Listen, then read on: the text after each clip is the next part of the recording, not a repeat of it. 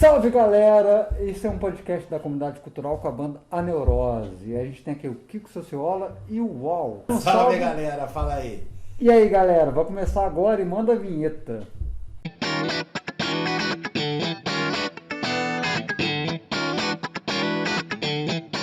Não, e aí galera, como é que é o negócio aí? Como é que começou a parada? Como é que vocês começaram a fazer um som e coisa e tal? Então, cara, a neurose, né? O nome A Neurose e o primórdio surgiu já tem 19 anos, né? Fez 19 anos esse início, que foi aonde tudo começou lá atrás, quando eu cheguei, né, em Lavras, buscando uma banda para tocar, e aí o Sávio já tinha uma banda com o Pedro, que é o Pedro Sete, né? Um grande baixista aqui da cidade. E o Marquinho, primo dele também. Pedro Sete, mais conhecido como Pedro Silvio. Também, como Pedro Silvio. Pedro Silvio, uma pessoa que é impossível alguém falar mal dela. Nunca encontrei alguém que fala, eu não gosto do tal do Pedro, não, né? Ele é um cara muito sensacional. E aí, passaram diversas formações, né? Naquela época, a banda, o Sávio, o Marquinho, o Pedro tinha essa banda. Depois, quando a gente formou, veio o Caita tocar baixo. Mas já chamava Neurose? Não, inclusive eu citei o Caita para poder explicar, porque quem deu esse nome foi o Caita. O Caita foi baixista da Fobosh, banda com Raoni, com Wagner na época. E aí ele veio tocar com a gente, na época a gente tocava uma pá de Nirvana, né? E a gente tinha. A primeira música que a gente tocou foi Aneurisme do Nirvana. Então a banda ficou meio naquela onda de aneurisma, aneurisma, aneurisma. Só que tinha 1000 bandas com esse nome. Em português, aneurisma também tinha 1000 bandas com esse nome. Geralmente era uma banda cover de Nirvana. Aí a gente sentado bebendo na praça, bebendo óbvio que não era leite, porque ideia boa com leite não rola, né, velho? Aí o Caeta soltou essa bela palavra, a neurose. E a partir dali a gente adotou, fomos ver o significado para ver se rolava mesmo. Então aquilo foi um embrião, né? Dali a gente gravou, aí sempre com a ideia de compor. Então naquela época, olha pra você ver, a gente tocava Nirvana, tocava Sepultura, tocava vários punk rock, né? Muita coisa. O Sávio tinha 15 anos, eu tinha 17, era um negócio bem novo, né? Ou 14, o Sávio tinha 14, eu tinha 17, sou 3 anos mais velho. Mas enfim, de lá pra cá, né, de lá, dentro desse período aí embrionário, e aí passaram várias pessoas, o Adalto, no baixo, teve o Bruno Carioca também, não sei se você lembra dele. O Felipe Carioca chegou a tocar. Hoje ele é maestro, coisa e tal. Pois é, o Felipe é maestro, cara. Toca hoje. Pra caralho. Olha Não, mas naquela época já tocava, já lia partitura, já fazia. Ele é muito bom, né? Já naquela época o Felipe já fazia. Eu falei, Bruno é você. Mas assim, gravamos demos, né? Sempre fizemos nosso som, desde o primeiro ensaio já tinha som próprio, desde o primeiro ensaio, né? Que os caras já tinham a música, que era a imagem, né? Pronto, eu só botei a letra e a voz. E aquele processo veio todo e foi muito gostoso, cara. Pô, a gente tocou muito, ganhamos um festival da canção, rolou muita coisa naquela época, assim, foi um ótimo aprendizado e um ótimo início, assim, de carreira para nós. Só que chegou um período, um ano, que eu não vou lembrar exatamente qual foi, que, pô, eu já estava com faculdade, trabalho, e eu trabalhava em 2 empregos, mas estudava. E aí todo mundo estava também atarefado, passando vestibular, não sei o quê.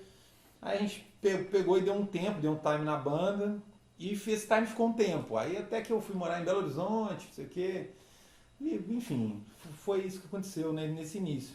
Depois, quando eu voltei para o sul de Minas, que eu fui morar em Varginha, o Sávio ainda continuava tocando aqui, né, em Lavras, e aí já tocava com o Stefano, que é o baixista da banda, né, e aí tinha o João Mário, o Bruno Leles, né, que eles tinham uma banda cover de Raimundos na época e tal. E aí quando eu estava morando em Varginha, eu vim sempre para Lavras, sempre eu estava aqui em Lavras, todos os finais de semana. E fizemos um som num rolê assim aleatório, fizemos um som lá no ensaio e tocamos uma música dessa antiga Neurose. Neurose foi ótimo. A Neurose. E tocamos uma música dessa antiga Neurose, que é What Are You Waiting For. Só que naquela época tinha outro nome que eu não lembro agora, não faço ideia qual seja. Nós tocamos essa música e aí surgiu aquela ideia, pô, vamos fazer uma banda de som próprio com essa configuração aqui. Nesse início aí, o Bruno tocava guitarra e o João Mário, que era o vocalista, foi tocar bateria. Né? Aí dentro desse processo aí acabou que o João Mário não quis ficar, e o Bruno voltou para a batera. E aí veio o Thiago, o Guglielmelli, nosso grande amigo lá de Belo Horizonte, vinha todos os finais de semana só para ensaiar em Lavras.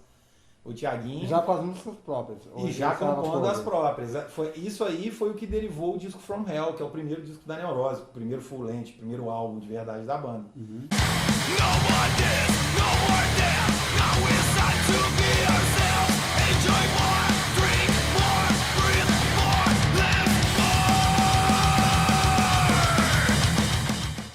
Então nessa formação era o Bruno na bateria. E quantas músicas tinha nesse álbum, mais ou menos? 11. 11 todas próprias? Todas próprias. Sempre próprias. E depois ele e foi a composição geral da galera, era de alguém mais específico? O processo de composição nosso até hoje é assim, a ideia é de todo mundo.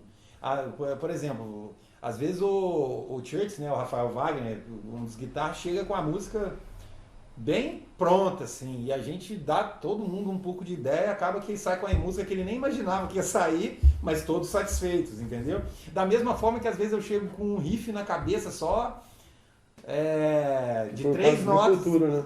De ruptura. Ruptura foi um batuque. O que rolou isso foi Drunk as Skunk. Eu vim de Varginha, doido pra beber e com esse riff na cabeça, cara.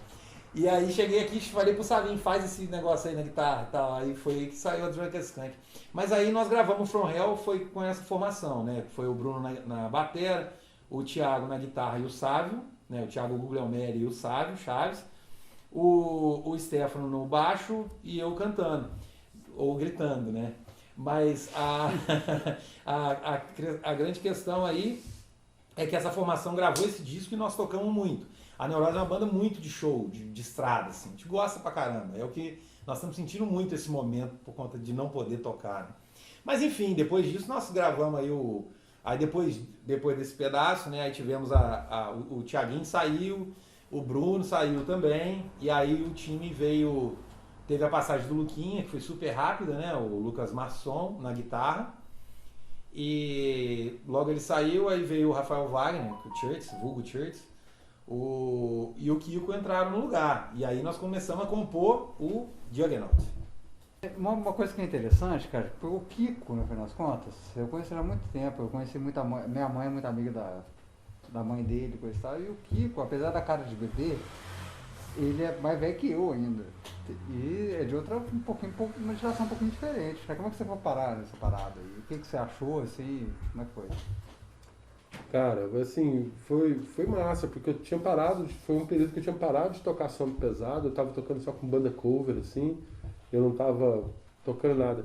E a minha essência é gravar, é fazer música, cara. Eu gosto muito de tocar, mas todas as minhas bandas, desde a primeira que eu já tive, né, que eu comecei com o Nobody, que era cover do Ramones, e depois a gente começou... Cover de quem? Ramones. Ah, essa banda aqui eu não gosto. É aquela banda que eu assisti 2 shows?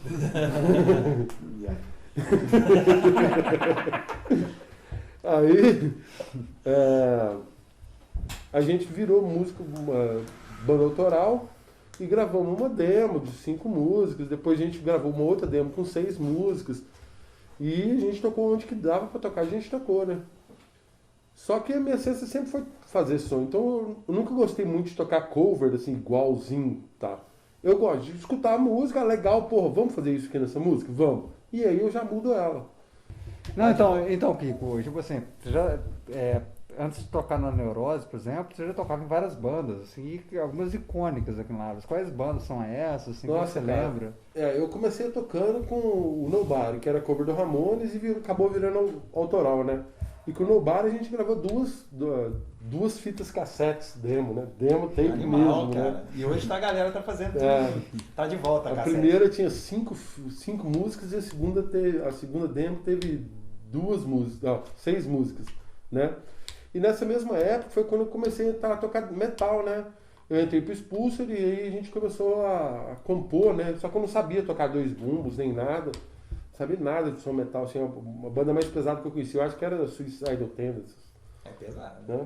Já é pesado, Não, mas... pra Expulse Pra é Death diferente, Metal, não, né? pra Death Metal, óbvio. que não. Expulse seria diferente. Né? Aí foi quando eu comecei a tocar. Então eu tinha o meu lado do coração, assim, que era o Nobody. E tinha um lado, assim, de desafio pessoal, assim, que era tocar death metal, que eu não dava conta, velho. Não, mas não tinha um lance hardcore? Eu acho que você andava de skate quando era pequeno. Andava, cara, mas eu E escutava... gostava do hardcore. eu gostava de Lagwagon. Gostava não, gosta até hoje. Gosto até hoje, né? De Lagwagon. Eu tô falando da época, tá ligado? Lógico. Exatamente. Mas eu gostava muito, tipo, de Pennywise, Lagwagon, Offspring, Green Day, Bad Religion. Eu acho uma puta banda que eu Nossa, é uma escuto delícia. tudo até hoje, cara. Eu acho os caras, assim... Bom pra caralho. É a banda dos backing vocals, eu acho foda pra caramba, né? Eu escutava Dead Kennedys, escutava Ramones pra caralho, né? Eu escutava Iron Maiden, foi o primeiro disco que eu comprei na minha vida, foi o Live After Death, né? Então, assim, aí eu fui passando, né? Só que aí aconteceu um monte de coisa, eu larguei mão, parei de tocar, vendi minhas coisas, voltei, fui pra fora do Brasil, voltei pra cá, e quando veio eu tava tocando com umas bandas de cover. E aí o Lelis foi e mandou mensagem ao Kiko.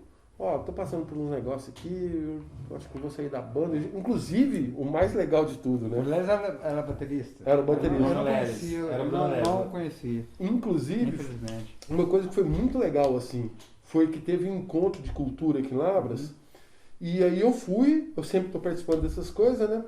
E aí o Savin e o Lelis estavam lá, participando, não sei o quê. Eu falei, cara, vocês não são da Neurose? Sou. Cara, eu queria comprar um CD de vocês. Eu não conhecia eles. Eu tinha escutado falar que o CD estava muito legal, não sei o quê. Comprei o CD da mão do Savin e botei no Chevette para poder escutar indo para São João do Rei. E tava eu e meu filho, cara. E eu e meu filho curtimos pra caramba o som. Ficou me achando muito legal. Porra, bicho, banda tá massa pra caralho. Depois eu acabei pegando um show deles, que foi lá no Duff Beer, Foi. que foi a Neurose e Ódio Extremo, acho que tocou antes, não foi? Né? E eu falei, O cara... do Raoni, não? Isso. Raoni, Samuel, João Mário e o Bruno. Bruno Ledes acabou. É o baixista do Ódio tá Extremo. ligado, tá ligado. E aí, eu lembro que a Fabiola foi comigo, minha esposa, e aí a gente ficou conversando sobre as bandas depois do show, quando a gente tava indo embora pra casa, assim. E realmente eu achei, cara, que massa, porque é muito fácil gravar um CD e soar muito legal. Mas no palco é ali que a banda mostra quem que é. E, cara, a Neurose no palco foi massa Caralho. demais, cara. Eu falei, pô, bicho, essa banda é legal pra caralho, né? E aí aconteceu esse negócio, eu falei que tá comigo, falou, Bruno, não sei se dou conta de tocar isso mais não, cara. Faz anos que eu não toco metal, tem que ver como é que tá, não sei o quê. E foi um custo pra eu pegar, porque eu acho que eu sou péssimo pra pegar música dos outros. Por isso que eu gosto de compor, saca? E aí, meu... Toca em 1000 bandas cover, mas Você isso gosta, ele é gosta de péssimo. fazer, você gosta de fazer do seu jeito, no fim das contas, né? eu Não ficar tirando igual. não tipo tenho isso? saco pra isso, cara. Ou eu imaginei errado? É mais ou menos isso, eu não tenho saco pra ficar tirando ali, parar e perder meu tempo, ficar quantos Foda, compassos tem aqui? Cara, isso é um exemplo é o seguinte. Às vezes, qualquer banda no ensaio faz isso. Um integrante puxa uma música que é um clássico, que todo mundo sabe tocar. O Kiko ou escuta, eu tenho certeza que ele sabe o que a gente está tocando, e ele vai e puxa uma levada jazz no bagulho. E tá tocando, sei lá, o Ida Young do Alice in Chains. Entendeu? Esse é o Kiko, ele é realmente uma pessoa criativa. E uma coisa interessante, depois a gente vai voltar a falar da questão da música em si, assim, que eu acho muito interessante a gente pensar, porque tem muita gente mais nova que talvez vai ouvir isso aqui, coisa e tal, e vai pensar, assim, cara, como é que faz pra ter uma banda de rock e coisa e tal? A sua família eu conheço um pouco, né, tipo, sua mãe e seu pai são professores universitários, né, trabalham com esse tipo de coisa. Como que foi pra você conseguir trabalhar com música com pais com um pensamento talvez não tão voltado pra isso, assim, sabe? Tipo assim, a pergunta é pros dois e cada um responda a seu tempo. Porque isso é interessante pro pessoal saber. Né, Não, mas pode. Ah, cara, assim... eu sempre fui muito dividido na vida por causa disso. Então tinha um lado meu, historicamente falando, que falava assim, não, você tem que ir para a faculdade, você tem que estudar, você tem que formar, você tem que arranjar um bom emprego, você tem que ter essa segurança, você tem que ter essa estabilidade. Só que a minha verdade estava de uma forma diferente. E aí eu sempre ficava entrando em conflito comigo mesmo por causa disso, né? Mas quando a música chegou assim de vez, eu falei, cara, é isso, sabe? Eu prefiro não ter essa estabilidade de trabalhar para o governo, vamos dizer assim, ou de ser professor universitário, vamos dizer, né? Mas de ser livre para fazer aquilo que eu quero, do jeito que eu quero, na hora que eu quero. E fazer do meu jeito, não porque os outros estão esperando que eu faça alguma coisa de uma determinada maneira. E mesmo com o respeito que você tem com sua mãe, com seu pai. Com certeza. Deles, né, e eu sou fã dos dois demais, porque, não, nossa... Não precisa misturar as coisas. A grande verdade é o seguinte, que cada um sabe o que busca o melhor pra si, né? Saber, a gente só vai saber... Não, volta, porque se bater na mesa, cara, o esse gravador, ele vai quebrar. Tá, não, beleza. A grande verdade é que cada um busca o melhor pra si, né? Quando a gente é adolescente, a gente resolve as coisas mais na atitude, na rebeldia, e depois a gente vai ficando adulto, a gente vai entendendo mais ou menos como é, né, as coisas, como as coisas funcionam. Né? No meu caso, a minha família é a mesma coisa. Minha mãe, na minha família não tem músico, na verdade, né? E eu sou sobrinho de 13, né? Minha mãe tem 13 irmãos. E dentro dessa família a gente não tem um músico, uma referência, alguém para, poxa, eu vou me inspirar nisso, né? Eu entrei pro rock graças a... minha mãe e meu pai separaram muito cedo, né? Eu não tenho contato com meu pai até hoje. Eu era aquele neném mesmo e cresci numa casa com meus dois tios que ouviam rock, então Dire Straits, esse tipo de coisa. Mas aí é um contato com rock, né? Depois, eu tenho um primo do mesmo nascimento que eu, Jairo, né? E ele trouxe muita coisa massa, Alice in Chains, muita coisa massa, o Ozzy Osbourne, que eu conheci porque eu morava no interior e aí no Rio de Janeiro, capital, tinha muito mais contato com esse tipo de coisa. E aí eu comecei a me apaixonar mais ainda, né? Então, o contato com a música. Agora, decidir ser músico, decidir trabalhar com música, puxa, eu quero estar naquele palco fazendo o que aquele cara está fazendo, isso foi alguma coisa que surgiu dentro de mim, né? E a decisão de fazer isso é aquilo que o Kiko está falando, ela é nossa, né? A família aceita ou não aceita, mas ela é nossa, e é uma decisão, isso não é algo que seja discutido ou negociado, é uma decisão o que a gente pode, a forma que eu lidei com isso na minha vida foi tendo banda desde novo, né? Foi ter banda desde novo. E até hoje, tanto eu sou um cara, eu só não sou monobanda porque eu já tive outros projetos. Mas a primeira e a que existe até hoje é a Neurose, sabe? Mas tipo assim, você, por exemplo, tem um trabalho paralelo. Sim, eu tenho minha empresa, tem uma corretora de seguro. Não sei, o Kiko deve ter também. Eu sou professor de música no Artes, professor de bateria. Então, mas você trabalha com música o tempo inteiro, mas não só tocando, né? Não, viver de música tocando somente não dá, é difícil, né? Infelizmente. É uma coisa complexa, né? Assim, é fácil olhar assim, as pessoas olharem no show e falar, nossa, que som gostoso, nossa, que banda legal. Mas o esforço que está envolvido ali no meio é muito grande, Tem horas ali de estudo por trás, de ensaio, de ficar parado, tirando a música, escrevendo a forma, estudando, para poder conseguir chegar lá e fazer um negócio decente, né? E isso o pessoal às vezes não percebe e não valoriza, né? E porque fica muito naquela história de, eu sei tocar umas 3 músicas, estou precisando ganhar um dinheiro, então eu vou tocar ali no bar que eu ganho umas 3 cervejas. Aí o cara vai lá, e eu tenho costume de brincar, falei assim, cara, você vai num barzinho, o cara tá tocando violão, não presta atenção no cara. Olha a mão direita dele, como é que tá tocando? Se ele só fica no tchan, tchan, tchan, tchan, todas as músicas, o cara só sabe aquilo, sabe? E aí você tá chegando no seu ouvido só aquilo. Mas música é arte, é comunicação, então o cara só tá falando a mesma coisa. Né? Ele tá tocando ritmos ali iguais o tempo inteiro. E, assim, quer dizer, o cara tá passando só uma linguagem, né? É tipo isso, entendeu? Só que ele tá tocando tudo daquele jeito. E às vezes ele tá tocando Rita Lee, depois ele tá tocando um sertanejo, depois ele tá tocando um Bob Marley, sabe? Que são vertentes diferentes, que tem maneiras de se tocar diferentes. Só que o cara não estudou violão, ele não sabe tocar aquilo lá daquela maneira. Então ele acaba arranhando um pouquinho ali e vai lá e tá tocando. Só que a população não tem essa presteza de prestar atenção, né? De olhar e falar, realmente ele só faz isso, né? Então, assim, se a população não se educar, fica difícil, né? Ah, fica.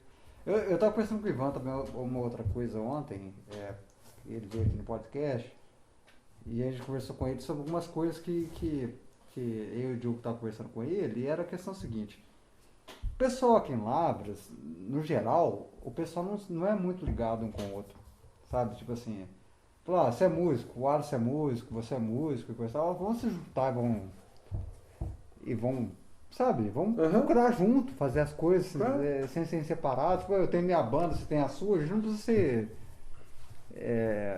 ter um contraste entre uma coisa e outra, né? A gente poderia fazer uma coisa mais bacana, juntos. Sim. Na verdade, a gente trabalha muito com parceria com as bandas que têm o intuito de somar e...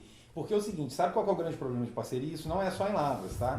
A gente está na cena tem bastante tempo, a gente viaja bastante para tocar e a gente identifica esse mesmo tipo de conversa e de reclamação em todos os lugares que a gente vai. Que o músico ele não é unido, porque ele quer, cada músico olha para o próprio umbigo, e que se unisse e tal, não sei o que. A gente enxerga que a união é a solução para minimizar essa questão de viver de música. Né? Se as bandas se unissem, que se cada um apoiasse o trabalho do outro, hoje nós temos as redes sociais, né? Aí, se a sua banda lança um clipe, eu compartilho, normal, eu gosto de compartilhar, de ajudar, eu vou no show para apoiar. Obviamente nós estamos vivendo um momento pandêmico que não tem, né, não vem ao caso, mas mudou um pouco as coisas. Mas qualquer evento organizado eu tô lá para poder apoiar, etc. Essa é a minha forma de pensar. Dentro desse raciocínio, nós tivemos um estúdio com a galera do Ódio Extremo muito tempo, né? Nós organizamos eventos juntos, nós fizemos uma turnê, nós fomos tocar em Salvador, no palco do rock, junto com o Ódio Extremo, dividindo tudo mesmo. O quarto da hospedagem, equipamento, entendeu? Todas essas questões, né? Nós tínhamos o Aneuródio Festival. Eu lembro disso. Exatamente. Teve quantas edições? Foram uns 3? O Aneuródio Festival foi 3 e o né? Aneurose Festival foram 7 edições até hoje, né? Aí parou em que ano? Foi no... Quando começou a pandemia? 2017. Não, foi antes da pandemia. Foi no... Na verdade foi... É que a gente está... O último foi 2017. Foi 2017. Nós iniciamos o Aneurose Festival para o lançamento do Juggernaut, né? Foi o segundo disco. Foi em 2016 e dentro disso nós viemos fazendo várias edições, fizemos 7 edições, né? E sempre pensando isso, parceria entre bandas. Então o próprio festival nosso nasceu com essa ideia. Por quê? A gente trouxe, vou dar um exemplo, o Claustrofobia. E a gente tocou com Claustrofobia em São Paulo. A gente trouxe o Keio Sinopse. Nós tocamos com o Keio Sinopse em São José dos Campos. A gente entendeu? Então a nossa ideia... Então, houve um intercâmbio ali. Intercâmbio eu te trago aqui, você me leva lá. A gente tocou com o Nuclear Warfare aqui Da e eles Alemanha, levaram a gente para poder legal. tocar lá em São Paulo. Nós tocamos com eles em São Paulo, que eles estavam em turnê no Brasil. Nós tocamos com o Nuclear Warfare em Portugal. Entendeu? Então é uma ideia que todo mundo vai sempre falar. Isso aí eu tenho certeza. Pode passar todas as gerações, cara. Todo mundo vai falar, o problema aqui na cidade é que os músicos não são unidos. Na verdade... eu entendo o que você está querendo dizer. Entendeu? A grande verdade é que falta a atitude de todas as partes, assim. Sim, mas além dessa atitude, no final das contas, o pessoal ficar chateado, porque isso não acontece de uma maneira muito natural, pode atrapalhar o processo todo, né? Porque você não precisa de todo mundo, tá? Ninguém vai, igual eu estava conversando com o Ivan ontem, ninguém vai juntar todo mundo e ficar dançando ciranda, tá ligado? Você tem que se aproximar de quem te tipo assim, vai ter um ou outro que vai dar certo ali, você dá um rolê, dá uma conversa, não é? E aí você troca ideia e mas assim, ver, o fato não adianta querer forçar a barra e falar assim, todo mundo vai ter que ser feliz e amigo. É impossível isso acontecer. Não vai cara, acontecer, né? quantas famílias um irmão não se dá bem com o outro e nunca se... Tipo assim, não tem... E não existe regra para isso não. O que existe é possível trabalhar em parceria. É possível. Para você ter uma parceria muito próxima, como a gente teve com o Ódio Extremo, você precisa se dar bem com a galera. Não tem como eu não conseguir conviver com um cara que eu divido o aluguel, que a gente encontra todo final de semana e etc. Isso não é possível. Mas é possível a gente organizar um rolê, por mais que eu não seja próximo de um músico, de uma banda de Belo Horizonte, por exemplo, eu posso organizar um rolê aqui, trazer a banda dele, ele organizar lá e eu ir lá tocar. Lógico. Você entendeu? Aqui em Lavras, por exemplo, pode ter uma banda que eu não tenho grande afinidade pessoal com o integrante, mas tem com outro. Daí, né, cara? E o que música, pode ter né? com outros. A ideia é o quê? É fazer com que as bandas toquem, com que o evento seja legal, que seja legal para todo mundo. Aí eu vou citar mais uma coisinha só sobre a parceria entre músicos. Tá. Que é a hora que eu acho que mais incomoda. Você não precisa ter um casamento de aluguel de estúdio para você ter uma parceria. Mas se qualquer banda aqui de Lavras organizar um evento e eu estiver na cidade, eu vou. Eu vou mesmo, porque primeiro eu gosto de som, tá na cidade que eu frequento, que eu vivo, né? E tá rolando um som de um estilo que eu gosto de ouvir e que nem sempre tem. Então, independente da banda que organize, meu amigo, eu vou lá curtir o som em apoio à banda, porque são coisas que eu gosto de fazer e além de tudo, cara, está mantendo a cena viva na cidade. Então, você ir lá, prestigiar, comprar seu ingresso, pagar sua cerveja e tudo mais, ajuda com que o cara que organiza, né, o organizador, seja rentável, porque ele não vai fazer de novo se ele tomar prejuízo. Então, ele precisa ser rentável. Sendo rentável, vai continuar fazendo. E aí ele pode fazer. Mas o que eu estava dizendo sobre a questão dos eventos, de bandas se apoiarem, de músicos se apoiarem, se o músico começar a pensar o seguinte, quando ele não está tocando, eu sou músico, se eu não estou tocando, eu sou público. Vou no evento para curtir o show da banda. Não vou lá para ficar reparando, cara. Você quer reparar? Repara, mas não fica pondo defeito. Os defeitos que você vê, velho, entendeu? Releva esse trem. Já era. Entendeu? Então, cara, músico, se você não está tocando, vai no evento como público.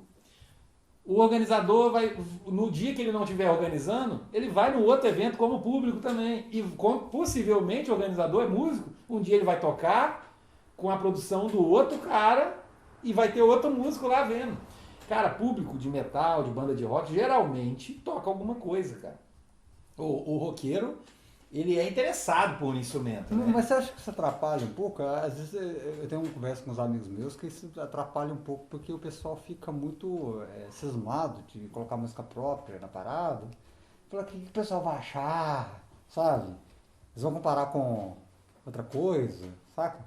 Não sei se já sentiu esse lance, por exemplo. Mas tipo assim, de ter uma banda cover e botar uma própria? Não, de meter uma coisa própria ali e falar assim, eles vão comparar com AC/DC, vão comparar com... cara, eu nunca tive essa metal. preocupação. A gente só toca Não, mas tem uns própria caras que vida ficam toda, né? nessa, você nunca viu isso, Cara, não? eu acho que é o seguinte, todo mundo tem suas influências. No começo de carreira, cara, você vai soar igual a sua maior influência. E depois Se você você começa conseguir, conhecendo sons novos e aí você vai ampliando aquilo ali. Vai chegar no momento que você vai conhecer muita coisa.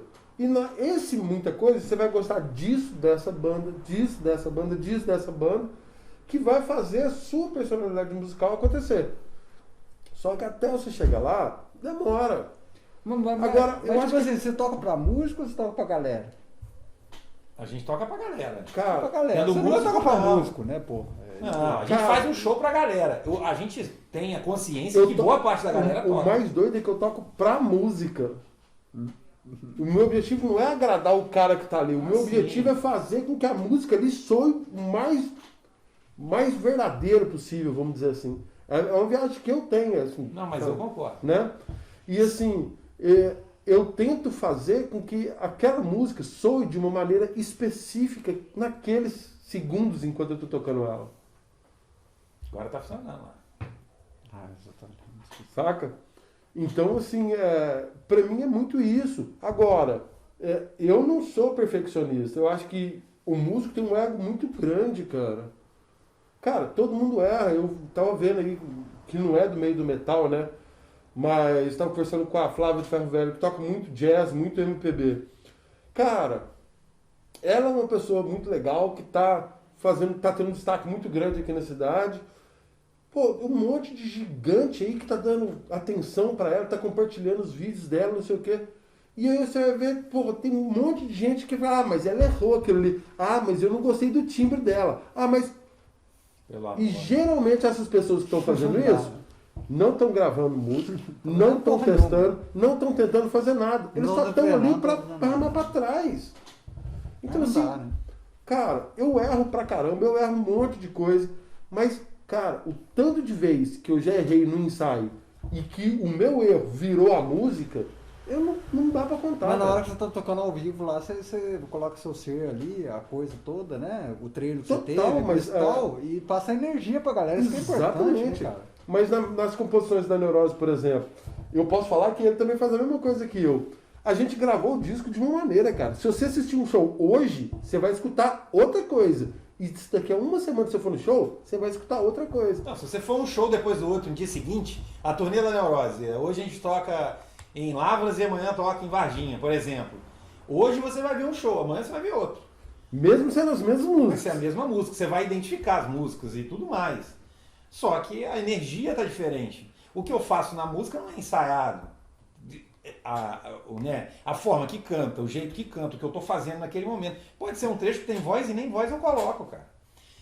Pode ser um trecho que ele atacaria e ele faz uma pausa na hora e pronto. A grande questão dessa de show é sentir o feeling e deixar rolar, eu acho. Saca? Tem coisas que só acontecem A naquele maioria momento, dos shows que eu faço eu não lembro como foi. Eu lembro que foi ótimo, eu lembro que foi delicioso, e etc. Mas se ele tentar me lembrar, você lembra aquele show que nós fizemos na turnê não sei aonde, que rolou, vixe, nem sei o que aconteceu. E às vezes contem. Show ontem foi doido, hein? Cara, você acredita que eu não lembro? Fiz o show sóbrio e não lembro. E outra coisa, cara, tipo assim, eu gostaria que você, acho que vai ser o Wallace mais, né? Pra falar sobre isso, falar sobre como é que foram essas questões aí dos CDs foram gravados, o que houve de apoio, se teve apoio de empresa privada, de pessoas e coisa e tal, ou governamental, não sei, que eu duvido, na verdade.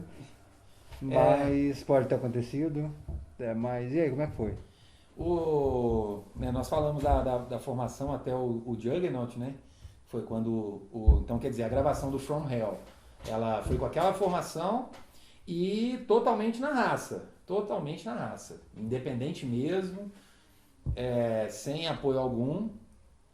E depois do From Hell nós passamos para o Juggernaut, com a formação com o Kiko, Stefano e o Church.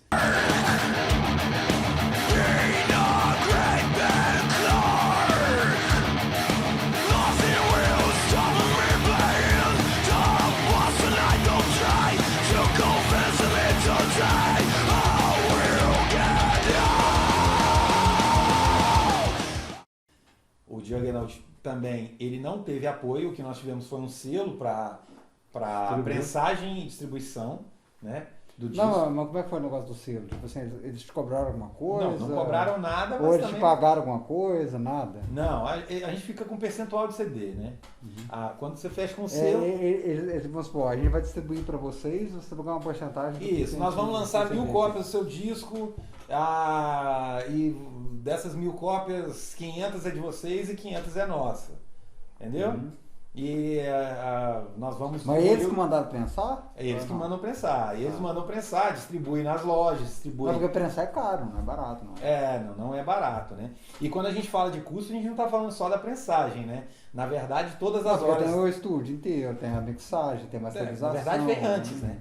Todas as horas da nossa vida que a gente parou para compor, que a gente parou para ensaiar a música, que a gente se preocupou com a banda, nós estamos gastando em hora trabalhada pela banda. Exato. E isso é um custo. Obviamente é uma prestação de serviço que a gente faz para nós mesmos, que a gente ama, e etc. Parte de estúdio... Desculpa, é bom falar isso, porque muita gente que não vive disso, não trabalha com isso, às vezes não faz ideia, tanto que o negócio é complicado, né, cara? Sabe, tipo assim, tanto que você tem que ralar para poder fazer as coisas, compor, né, ensaiar, né, Kiko? Fazer a parada toda, depois mandar prensar a parada, mixar, masterizar, acompanhar essa parada toda, não é fácil, né? Não é, cara. Músico, trabalho... O tempo que... A hora que a galera tá vendo um show, ou tá ouvindo uma música, né? E às vezes muita gente está elogiando, ainda bem, né, cara, que nós temos ótimas pessoas, uma galera que curte, que apoia a gente pra caramba, ainda bem, né? Mas existem como que falou, né? Os cri-cris ali que ficam ouvindo pra botar defeito, que geralmente não tá produzindo nada, né? Ele só tá ali pra botar defeito. E tem boa parte, inclusive da família, que não faz ideia como funciona uma banda, que fica imaginando que o nosso trabalho foi entrar no estúdio e gravar aquele disco ali em meia hora. Se o disco tiver a duração de 50 minutos, a gente gastou 50 minutos para produzir o CD, né? Um raciocínio bem...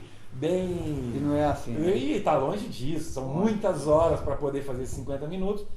O Juggernaut nós gravamos e nós fizemos o lançamento dele com crowdfunding. Então a gente fez pré-venda. Não, esse foi o primeiro? Foi o Juggernaut, o segundo. O segundo, em que ano foi? O segundo foi 2016. 2016. O primeiro foi em que ano? Por isso que eu trouxe o Kiko, para lembrar as datas. 2008? O primeiro, 2012. 2012. O From Hell, 2012. Depois 2016 o Juggernaut. Em 2021 o aí Made in Rage. não tava o Kiko ainda no primeiro, né? No primeiro não. Aí a partir do segundo o Kiko teve. Né? A partir do segundo o Kiko Mas está. aí você fez o crowdfunding no segundo.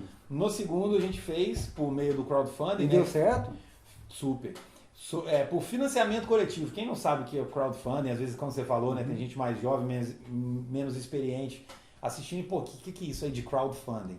Crowdfunding é um financiamento coletivo. A gente trabalhou isso da seguinte forma, pré-venda.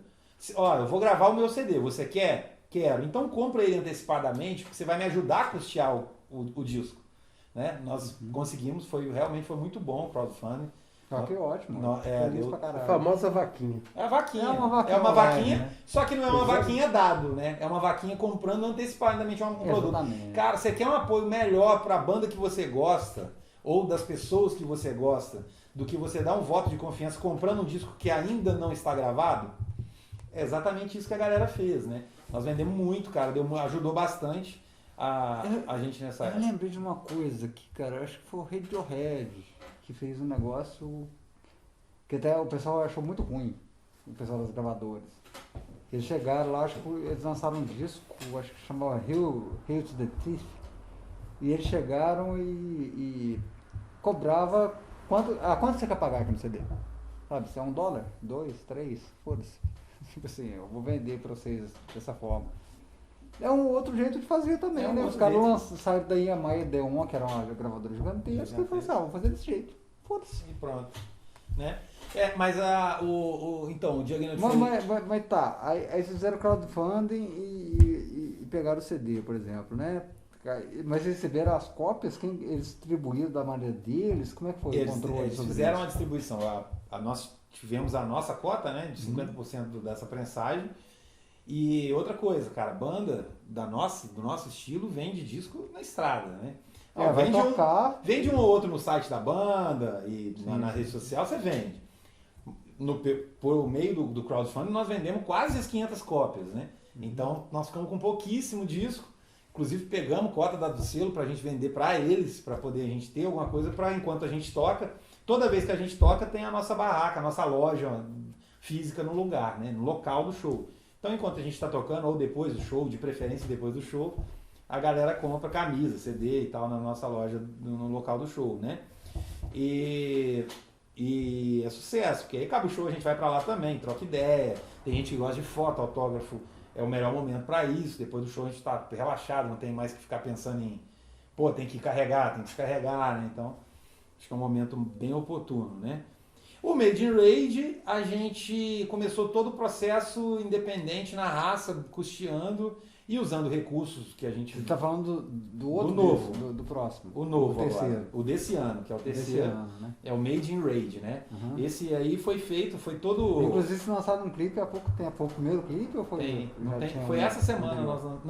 Quinta-feira passada, nós lançamos um clipe novo. Um clipe novo, mas já tinha um anterior? Já tinha um anterior, da Ruptura. É porque eu não tinha visto esse anterior. Então eu recomendo que veja. Ruptura é uma música em português. Eu vou colocar lá na edição lá, pode colocar aí os links e tal. Tá. A gente, nesse disco, nós trabalhamos 2 músicas deles e as 2 têm clipe agora. A primeira foi a Ruptura, né? Que é uma música que trata sobre o momento que nós estávamos vivendo mesmo, quando a gente compôs o disco, que o compôs o disco, não. Essa música, ela veio depois que o disco já estava planejado, né? Vamos dizer assim. E foi no meio da pandemia. Foi no meio do processo. No meio da pandemia, nós compomos a Ruptura, né? Foi uma viagem, cara. Eu tava em casa, nesse negócio, a gente é acostumado a estar na estrada, a conversar com as pessoas, né? E ter que ficar enclausurado e tudo mais. Eu morava numa casa que tinha um quartinho pequenininho assim, e aí eu fechava a porta ali para não incomodar a minha família, ficava fazendo um som, escutando coisa e tal. Aí eu tava com o violão no colo, curtindo alguma coisa assim, eu fiz um batuque. Aí desse batuque eu liguei pro guitarra, o Church, falei, cara, eu pensei nisso, fiz o solfejo assim com a boca, naquele dia mesmo ele já fez mais ou menos assim, o que seria a música. E dali a gente compôs a música toda, com a banda toda, gravamos o som todo e mixou, virou, tanto entrou pro disco essa música que fala sobre a pandemia e etc, como virou o primeiro single a ser trabalhado com o clipe. E na semana passada, isso tem algum tempo, né? Na semana passada nós lançamos o segundo clipe, que é da música Self-Esteem, né? Que é uma música que fala sobre autoestima, como ela pode ser abalada, o que ela causa nas pessoas, assim. Também é muito foda, a repercussão do clipe está muito bacana. Então o Made in Rage também ele vinha sendo custeado todo pela banda, pelos recursos da banda, e acaba que entra dinheiro pessoal nisso aí, todo mundo sabe disso, não é segredo para ninguém, né? Porém, nesse meio tempo aí, por conta da pandemia, surgiu também a questão da Lei Aldir Blanc, de apoiar os músicos e etc.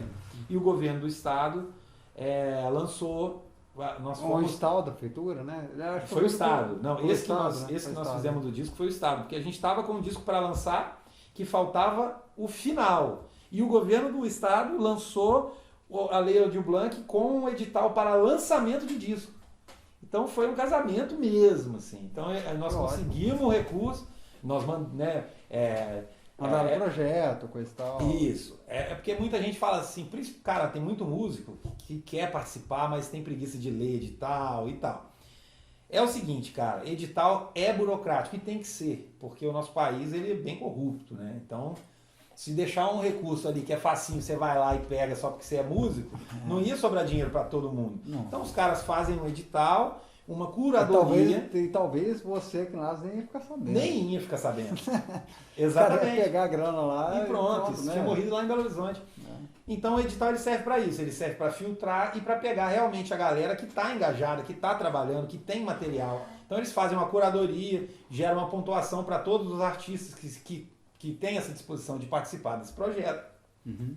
E aí nós fomos contemplados e conseguimos lançar o Made in Rage e fazer esses clipes que nós estamos fazendo de lançamento, tudo com recurso.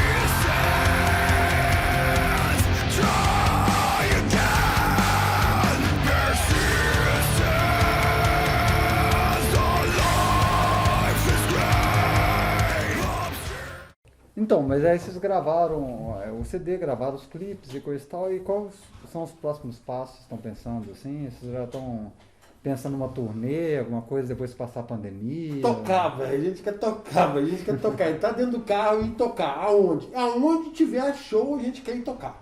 Mas já tem uma coisa programada? Como é que... Cara, na verdade tem até convite, tem uma galera que quer já programar as coisas, só que a gente não tem certeza do que vai acontecer, né, cara? A gente está vacinado, o Kiko está com 2 vacinas, obviamente, né, um senhor. Mas no meu caso, sou moleque, eu tenho uma dose só ainda, né? Pois é. Então, a gente tá... tem novas variantes, tem uma série de coisas acontecendo. Não, mas tem alguma coisa errada, eu tenho 40 anos, você tem quantos, Kiko? Eu? É. A última contagem era 300 e alguma coisa. Anos? Não, 375 anos. Ele é um diluviano, antediluviano, né? Ele é um cara... Sabe a Pangeia? Ele nasceu antes da mãe dele. Exatamente. Exatamente. É porque ela adotou ele depois que ele já era velho. Eu sou conhecido na banda internamente, eu sou um velho ancião. Nossa, um velho ancião, ó. Eu tenho 57, mano. É um velho ancião, mas tem mais Sério disposição mesmo? que Eu tenho um. 47. 57, não, 57 não dava. É. Inclusive, desculpa aí, cara, mas você perdeu seu pai há pouco tempo, Perdi, né, cara? faz um Pô, mês. cara, foda. Eu fiquei sabendo, eu Faz fiquei parte. triste. Descansou. Eu trocava ideia com ele pra caralho, lá na UFA. Ele era gente fina. Gente finíssima. Esse nem vai entrar não, na parada, mas eu não tinha como... Tranquilo. Mas não tem erro, não. E aí a gente quer tocar muito, mas muito mesmo, assim, que a gente quer tocar. E assim, já tem... 4 vezes por semana, pelo menos, né? Tá bom. Pra começar, acho que tá bom. É. Né? Cara, quantas vezes a gente pegou dois shows no mesmo dia? Nossa, Se a gente pegar 2 shows na sexta e 2 shows no sábado, são 4 shows numa semana, cara. não dá pra tocar no domingo, hein? Ainda dá pra tocar 5 se tocar no domingo. Não. Quinta-feira também dá pra tocar, quarta. Por que não tocar segunda? Todo terça? dia, todo dia. Exatamente. Não, segunda-feira eu não posso, não. Segunda-feira é dia sagrado, É. Meu fim de semana, cara. O seu fim de semana... Segunda-feira é day off. É, exatamente, segunda-feira é day off. E você tá morando em São João, né? Eu moro em São João. Você tá vindo pra cá, que você falou que tá vindo de quinta, mais ou menos? Geralmente quinta e sexta, sábado eu tô aqui na Argos. E depois você tá em São João de novo. Depois eu tô lá em São João. A gente tá falando E isso. essa esposa trabalhando já dentro ainda? Eu lembro a última Não, vez que eu vi ela ela tava parou de trabalhando trabalhar lá naquele negócio de Agora, cristal, da não pandemia, ela era? parou, né? Oi? Ela parou de trabalhar por causa no começo da pandemia, ela parou de trabalhar lá. Ah, entendi. Né? Fechou tudo, né? Nós, cidade histórica e esse troço de turismo deve ter fudido tudo, né? Pra caralho. Deve ter muito caso muito ruim, né? Histórica e cidades turísticas também. Né? Qualquer E cidade. pra música então ficou uma maravilha. Qualquer cidade. Músico e todo mundo que trabalha na cadeia da arte, né? Técnicos. Os caras que trabalham com teatro, com Exatamente. caralho a quatro, fudeu tudo, né? Tudo isso. Né? Tudo... Não, mas enfim, mas eu acho que isso vai parar em algum momento aí. Sim, aí mas é vamos ver isso. O todo plano mundo é esse tocar, aí, né? é tocar pra caralho. O plano, meu irmão, é pegar a estrada, é tocar muito, é tocar. Eu acho que é muito importante, assim, pra quem tá, pra galerinha nova que tá começando, é tocar, cara. Não adianta nada você montar uma banda e ficar ensaiando 10 mil anos e até tentar chegar tudo perfeito. Primeiro que não vai ficar perfeito, porque você 6 meses depois, você já é outra pessoa de quando você começou a ensaiar. Só que o palco te faz crescer. E na hora que você sobe no palco, se você fizer 3 shows nos primeiros 6 meses, vale mais do que 1 ano e meio de ensaio, cara. Saca?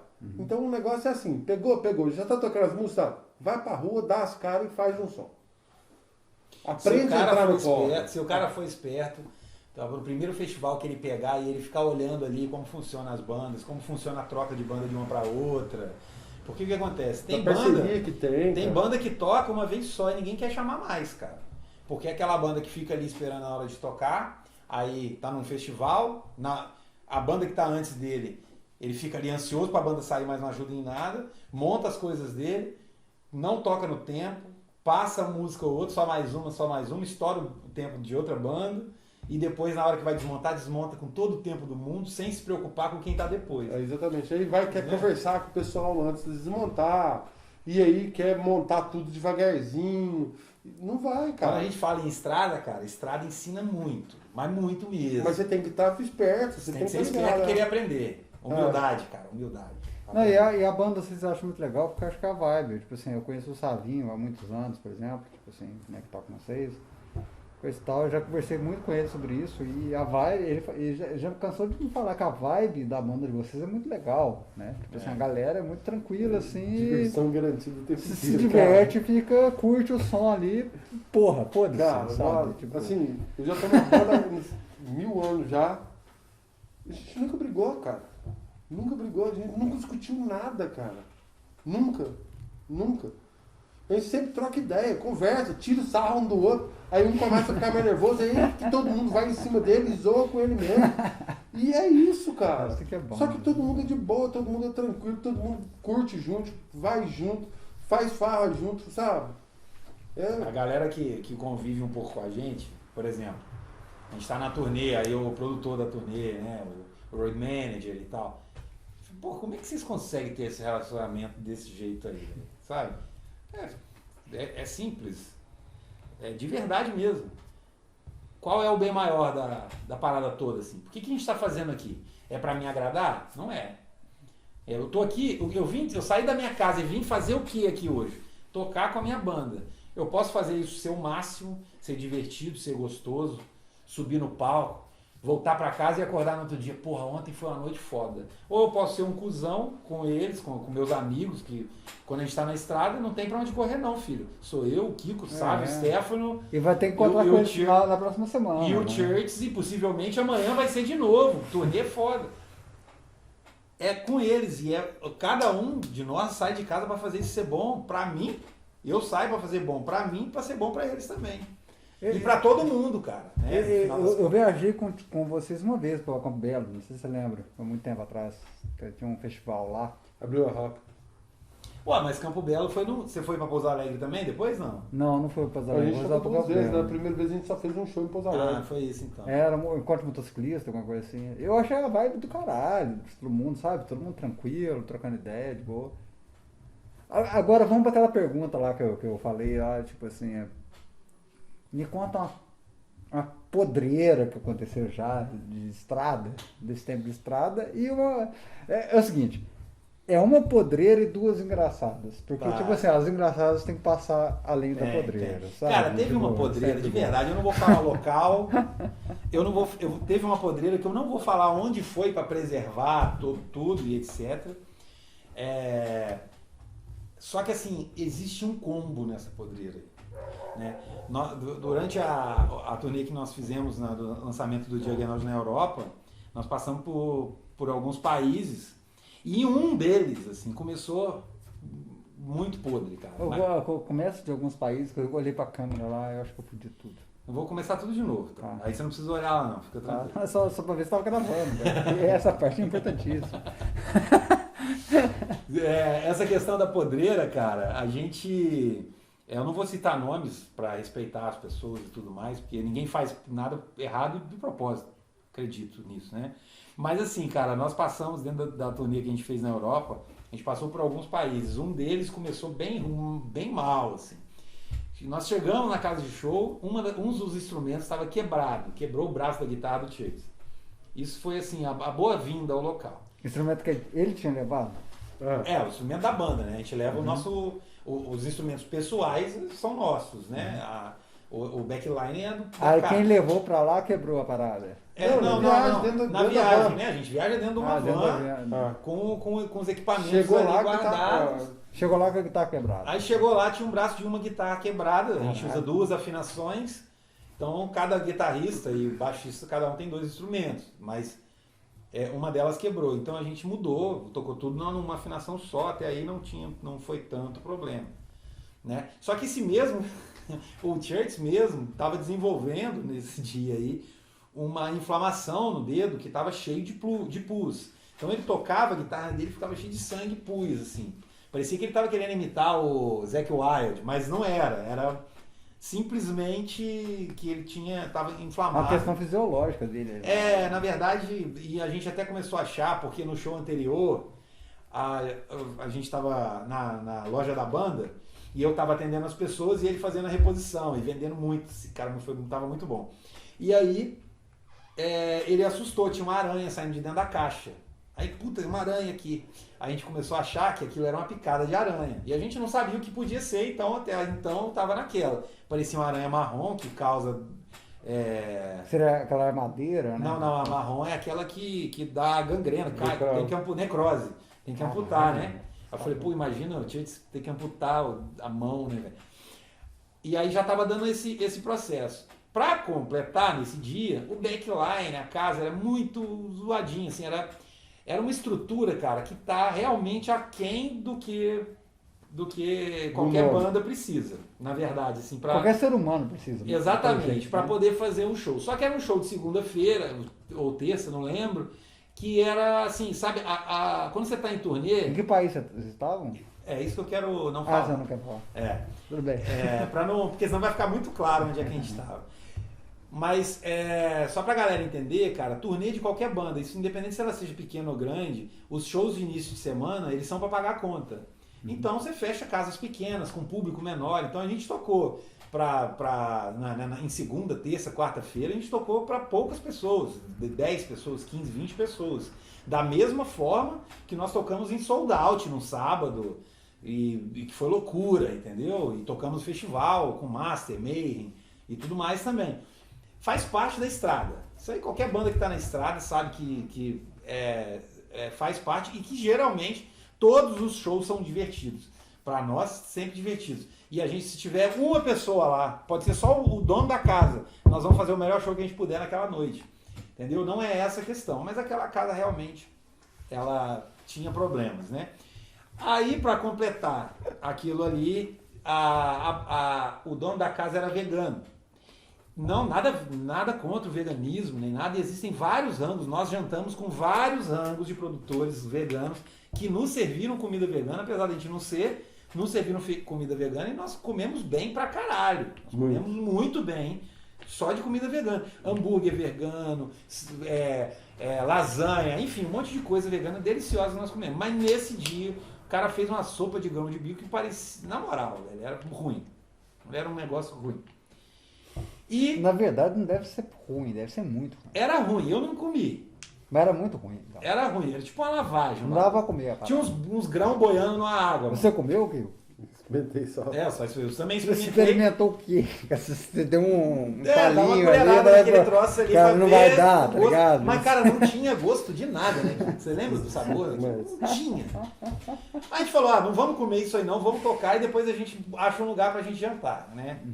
E aí fomos tocar. Então beleza, vamos tocar. Já não tinha uma guitarra, era uma afinação só. Fomos sentando pra tocar. O Kiko começou o show, ele ajeitou pra ele tocar. Conta aí essa parte aí que é sua. Aí eu fui tocar lá e arrumei todas as minhas coisas, esquematizei, montei tudo, comecei a tocar. Aí, morrendo de calor, lugar abafado, pequenininho, tirei minha camiseta e comecei a tocar. O cara me chega com um ventilador aqui daqueles que resfria, tipo ar-condicionado, e coloca ele aqui do lado, jogando diretamente aqui no meu ombro. E meu ombro ele dá pau. Saca? Porque eu caí de bicicleta, de skate, que eu não era mais novo, né? Então com frio ele já dói. Só que aí deu um contraste muito grande de eu estar com o corpo quente, esse vento frio. Cara, lavou seu ombro? Meu braço ficou zoado o resto da turnê. Não, mas foi o resto da turnê, tipo, de o verdade. Resto inteiro? O resto da turnê inteira. Vocês querem a parte engraçada? Já vou puxar direto aqui, ó. A parte engraçada. Antes dos outros shows, alguém da banda tinha que fazer massagem no ombro dele pra rolar o show. Então era normal de chegar no camarim da Neurose, eu estar atrás do Kiko aqui assim, ó.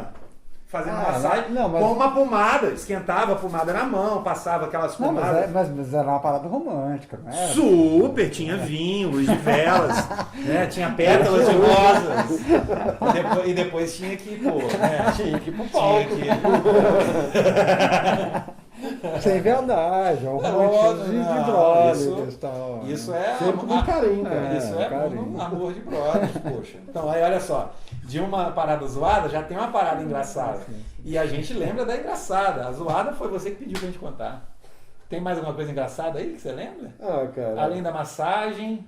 Teve uma vez que eu lembro que eu achei que foi muito engraçadinho, eu não vou falar nomes não também, pra preservar, mas tava todo mundo assim na correria de parar, comer alguma coisa e ir embora, parar, chegar no lugar, pedir comida e ir embora. Pedir tudo igual, cara. Né? Às vezes a gente tá na estrada e tipo assim, ó, daqui a 4 horas a gente tem que estar na cidade tal, tal país, passando som. E pra fazer isso a gente não podia nem parar. Só que tinha que mijar, tinha que ir no banheiro e tinha que comer alguma coisa. Então era basicamente o seguinte, alguém da banda ficava responsável por pedir a comida. Já chegava no cardápio, galera, cheeseburger todo mundo? Demorou. A galera já ia pro banheiro, já ficava aqui, cheeseburger, 6, 7, tal, tal, não sei o quê. E aí continua essa história. Aí, um belo dia, a gente chegou todo mundo fez o pedido assim, nesse dia, acho que cada um fizemos 2 pedidos diferentes assim, pedimos todo mundo foi no banheiro, voltamos, pegamos, todo mundo comendo assim. Quando a gente volta, tem um que tá parado assim, olhando pro cartaz. E aí, o que vocês vão pedir? A gente já tinha comido, já tava saindo embora já. E aí a pessoa não falando nada. Porra, cara, vambora! Não, vambora! Sabe? E aí ele pediu, entrou dentro da van e foi embora, sabe? Foi embora com a Mas banda. abaixo de muita zoação, né, cara? Cara, eu vou te falar, Bruno. Estrada é a melhor coisa que tem pra qualquer banda, bicho. Qualquer banda. Porque é a melhor parte de ser músico. Tocar é a melhor parte de ser músico. Verdade. Todo o processo para tocar, que é a parte que você entra numa van, num carro, no ônibus, no motorhome, vai depender do tamanho da banda, no avião, né? Vai depender do tamanho da banda. Mas esse processo, muitas das vezes, ele é mais prazeroso na parte de trocar ideia, de divertir e tal, do que o próprio palco ou o pós-show. A ida, ela é tão gostosa quanto o show, ou tão gostosa quanto o pós-show, entendeu? Então, o que a gente vai ter de caos engraçado é enorme. Mas você vai descobrir a maioria deles bebendo com a gente, trocando uma ideia assim que possível. Sim. Não, e é legal pra caralho trocar, tipo assim, você tá falando de banda, que tem o pós-show, tem a coisa toda. É legal pra caramba a gente poder trocar uma ideia também. Lógico. Né? Saca, cara? Tipo assim, Isso é um rolê lindo de fazer. É, muito legal, né, cara? Sempre. Tipo assim, tem a parte eu posso trocar uma ideia com o Kiko sobre música, com o Tico sobre música, coisa é uma coisa. Agora, tipo, trocar ideia sobre a vivência que teve com música é outra coisa, É outra né, história, cara? é É uma outra coisa história. muito legal. E aí, pra finalizar, cara, nesse papo todo, assim, o pessoal que é mais novo, porque, tipo assim, você já tem anos de estrada, vocês dois, né? Faz uns 3 anos que eu aprendi a tocar. Não faz só isso, não. Eu sei que faz bem. Não, eu falei que com 17 anos eu formei a neurose, eu tô com 20, tem 3 anos também. Né? Tá aí. Você tá com 20. Eu tô com 26, viu? Não, ele tá com 20, mas ele tá com um cara de mais novo, né? Quer dizer, ele não aparenta idade, ele tem 20. Cara, ele o truque de usar máscara branca pra tampar a barba branca. Não, ele tem 20 com um carinho de 65, tá ligado? Você não aparenta a idade, não, tá ligado? Ele falou de quanto? 65. Não, de 16. Eu tô vendo você pinta o cabelo, cara. Eu tô vendo uma mecha branca ali, ó. Na verdade, eu não pinto o cabelo. É por isso que você tá vendo a mecha branca. Se eu pintasse o cabelo, você não estaria vendo a mecha branca. Não, mas porque eu não ia cara, pintar, não, mas sério, fazer luzes brancas no cabelo. Mas você já tá no estado faz mais tempo assim, coisa e tal, cara. O que vocês falam pro pessoal que é mais novo, que tá começando, cara? Porque eu tô vendo a galera meio perdida, o pessoal mais novo, saca? Tá. Esse negócio de TikTok, sabe? Ouvir funk, ficar no celular, não toca porra nenhuma, não brinca na rua de polícia ladrão, não faz bosta nenhuma, não toca guitarra, não toca violão. Eu acho que, assim, pode começar? Claro, Não, mas professor. você tá entendendo. Você entendeu o que eu quis dizer, né? Entendi, Cara? claro. Por favor. Eu acho que a primeira coisa é o seguinte, o pessoal perdeu o valor das coisas. O pessoal hoje está muito com o celular na mão, querendo participar ali, porque ele participa, só que do outro lado do vidro. Ele vê as coisas dos outros, vê as coisas dos outros, vê as coisas Mas dos não outros, vive. mas ele não está fazendo nada. É isso. Você entendeu? Então ele está vendo ali como espectador, mas ele tem a necessidade de ficar, deixa eu ver, deixa eu curtir. Peraí, legal, eu faço isso. Mas tem um outro lado, que é você descobrir as coisas. Na minha geração, quando vinha eletricista em casa, você ficava parado olhando para ele assim, para ver como que ele tá pegando no fio ali, cadê a eletricidade que eu não tô vendo? Saca? Eu aprendi a trocar chuveiro, aprendi a trocar lâmpada, aprendi a fazer reparo, aprendi um monte de coisa só olhando os outros fazerem. E até hoje eu faço isso. A primeira rosca que eu abri em metal assim, foi essa semana que eu abri, foi no cabeçote do meu carro. Eu nunca tinha aberto uma rosca antes. Mas eu já vi um monte de gente, já vi como funciona, já sei como Só pra Mas a primeira que eu abrir abri... rosca que ele tá falando não é desparafusar uma porca, né? Não. É fazer uma rosca no metal. É Exatamente. criar a rosca no metal. Exatamente. Então, assim, a primeira vez que eu fiz isso na minha vida foi no cabeçote do meu carro, fiz e deu certo. Inclusive o seu Valdir é ótimo fazer isso. Sou apaixonado por ele. Aqui tem um caso que você vai. E... Não, um abraço para ele. Um abraço pro seu Valdir, grande seu Valdir. Um abraço, seu Valdir. Grande músico também. E aí eu acho que o que rola é tipo assim, legal, mas é uma questão de opção. Só que eles não estão percebendo que a opção deles hoje tem que ser tomada por eles. Eles estão esperando as coisas chegarem até eles. Eles não estão levantando e indo atrás. Eles não estão... eu quero tocar um instrumento, deixa eu assistir um vídeo no YouTube. Eu quero aprender isso aqui, deixa eu ver no Discord se tem alguma coisa. Ah, deixa eu ver, deixa eu entrar no fórum. Mas o que eles estão fazendo com o conhecimento? Nada. E se você tem conhecimento e se você não faz nada com ele, você não tem conhecimento. Então... Basicamente eu acho que é o seguinte, eu concordo com tudo que você falou e a minha vida é baseada nisso que eu te falei, né, no lance da música, né? Uhum. Eu comecei na música porque eu vi um cara no palco e pensei, que foda esse cara no palco. Eu não quero passar minha vida sendo o cara que assiste um cara foda no palco. Eu quero estar no palco e sentir o que ele sente. E provocar nas pessoas o que ele sente. Essa é a minha percepção da música. Essa é a minha percepção da vida, né? Eu escolho, cara, ser o protagonista da minha vida. Eu busco fazer as coisas... É isso. A pessoa tem que ser o protagonista da vida dela. E não adianta falar que pai, que é mãe, que é namorado. Não, cara. A sua vida só depende de você e de mais ninguém, cara. Suas ações, suas decisões, suas escolhas. E a responsabilidade disso é sua. É óbvio que o apoio do pai e da mãe sempre vai ter um valor gigantesco. Para minha filha vai ser muito mais fácil ser musicista. Não, mas só uma coisa. Vocês estão falando isso parece ser uma coisa... É muito crucial isso que vocês estão falando. Mas da época que vocês começaram, por exemplo, e pegar com relação ao que está tendo hoje em dia... que tá diferente, não tá igual. Ok, eu vou te dar um exemplo. Vocês acham que mudou muito? Vou te dar um exemplo. Vocês acham que mudou muito? Mudou pra caralho. Eu vou te dar um exemplo. Eu, quando eu resolvi tocar a bateria, eu tava escutando Iron Maiden, uma música chamada Mother Russia. Tá? E o comecinho da música, a bateria faz... Tum, tss, tá, tss, tum, tss, tá. É isso. Foi isso que me chamou a atenção para tocar bateria. Eu não tinha bateria. Não tinha loja que vendia bateria aqui em Lavras.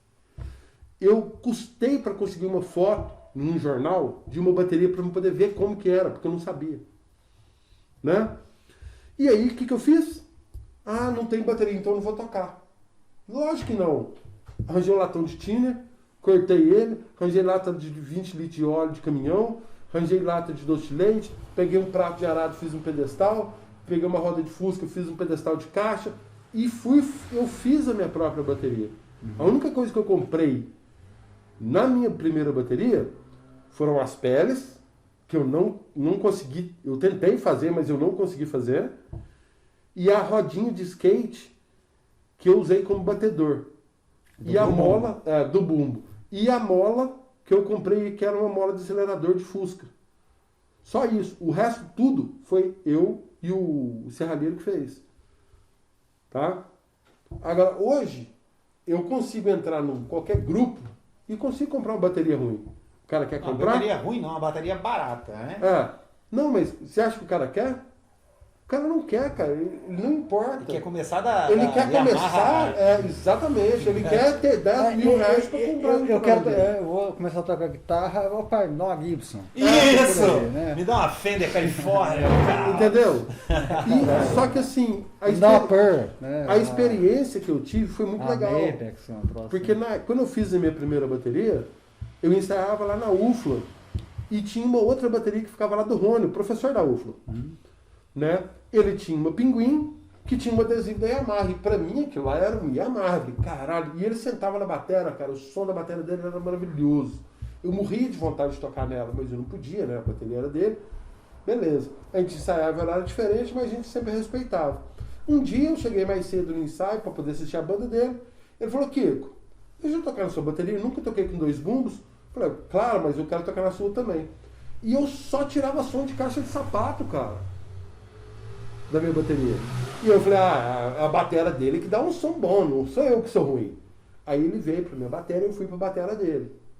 A minha bateria deu um som que eu falei, peraí, como assim, velho? Como é que você tirou? E a bateria dele continuou tendo som de caixa de sapato comigo tocando.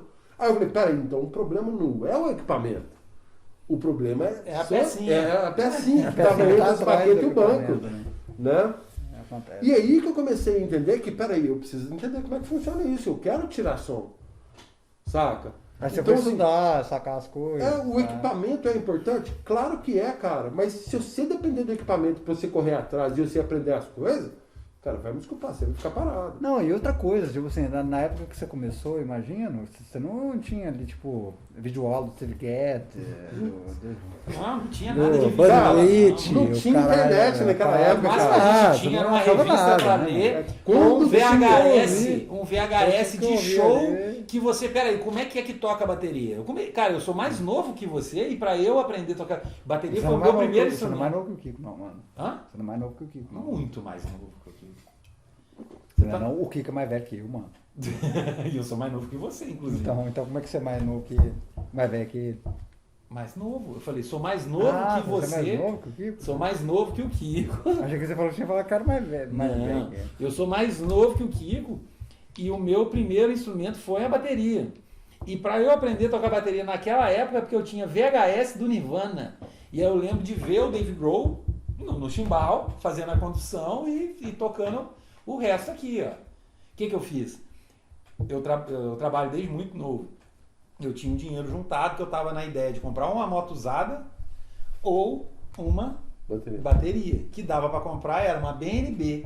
O dinheiro que dava para comprar era uma Mas você BNB. queria ser baterista no começo? Eu comprei uma bateria, tipo, meu primeiro instrumento foi uma bateria. E você chegou a tocar com a bateria? Não? Com banda, assim, Toquei, com não, pessoal?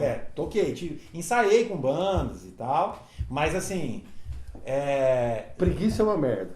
existe uma coisa, cara, que não me deixava me aprofundar naquele instrumento. Por quê? Todas as vezes eu tinha que desmontar aquilo tudo e montar aquilo tudo enquanto a galera bebia e se divertia. Eu falei, eu não nasci pra fazer isso. Eu vou voltar a tocar bateria o dia que eu tiver alguém pra fazer isso pra mim. E aí, Hoje em dia você já poderia ter e você não tá tocando, porra. na verdade, eu tenho até um professor, cara, se quiser. Você podia tenho- tocar bateria junto com ele. Eu o tenho Phil até, mas Collins, nós temos tem, planos. tem uns lances do Gênesis lá que tocava o Phil Collins enquanto baterista lá, É. que eles estavam dois bateristas ao mesmo tempo. Eu, umas DVD, paradas assim. eu achei no Acho que sebo Pink Floyd tem também. eu achei no sebo da tia do Kiko, né? Que eu fiquei sabendo quando eu tava contando aqui antes da gente começar a gravação. Achei no sebo pra mim, é o meu show favorito do Metallica, que é com o meu baixista favorito do Metallica, que é o Jason Newsted.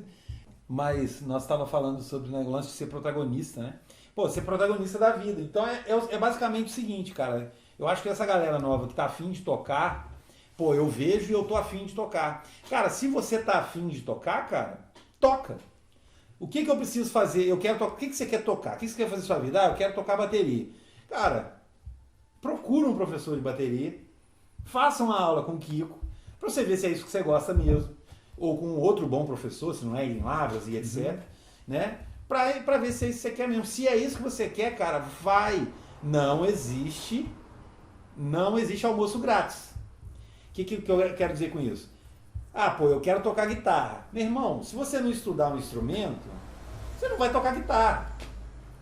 Você quer tocar guitarra 3 acordes para tocar Não, harmonies não, e tal? Beleza, ok, sem problema. Não, eu sou esse não é tipo. tipo assim, aquele troço tipo que eles falam muito na musculação, assim, no pain, no gain. No pain, no gain, exatamente. por aí, Mas isso né? é pra Você tudo não vai na conseguir vida, sozinho, cara. você não consegue do nada, né, velho? Cara, você pode até ser autodidata, não tem problema. Só que você vai fazer um percurso muito mais lento, mais difícil e mais sofrido do que se tiver alguém para te apoiar, te ensinar o jeito certo de fazer as coisas. Né? Eu passei muitos anos da minha vida querendo tocar guitarra, pelo menos para tocar Nirvana e Ramones com uns amigos meus no ensaio.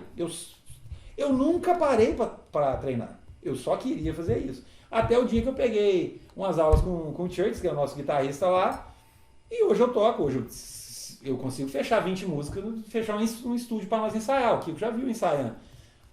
Consigo fazer. Esse era o meu objetivo. Então, se o cara se tem esse objetivo, pega e faz, cara. Não fica só assistindo os outros. Não fica dando desculpa de você não conseguir por causa disso, por causa daquilo outro. A culpa é sempre sua, do sucesso ou do insucesso, cara. E na realidade, na hora que a pessoa para de dar desculpa, ela começa a achar os resultados. É isso. É isso. Então, seja o que queira fazer, meu amigo, pega e faça. Esse é que é o Corre recado atrás. pra galerinha nova. Só depende deles. Vamos mandar. Falou, galera, um abraço pra vocês aí, muito bom receber o Neurose aqui, o Kiko, o Uau. Valeu, galera. Um abraço. E eu acho que espero que vocês tenham gostado aí da conversa e um grande abraço pra todo mundo. Valeu demais, galera. Abraço, curtam a gente aí. Sigam a Neurose no YouTube, Spotify, Deezer, todas as plataformas de streaming, redes sociais também, Facebook, Instagram. Nós estamos lá à disposição. Se quiser trocar uma ideia, é só chamar lá também. A gente responde todas as ideias aí. Demorou? Tamo junto. E vamos aí. E eu quero esperar vocês na frente do palco no próximo show da Neurose, beleza? Demorou. Porque lá é a nossa casa. Um abraço. Eu vou nesse show. Tá bom? Salve, galera!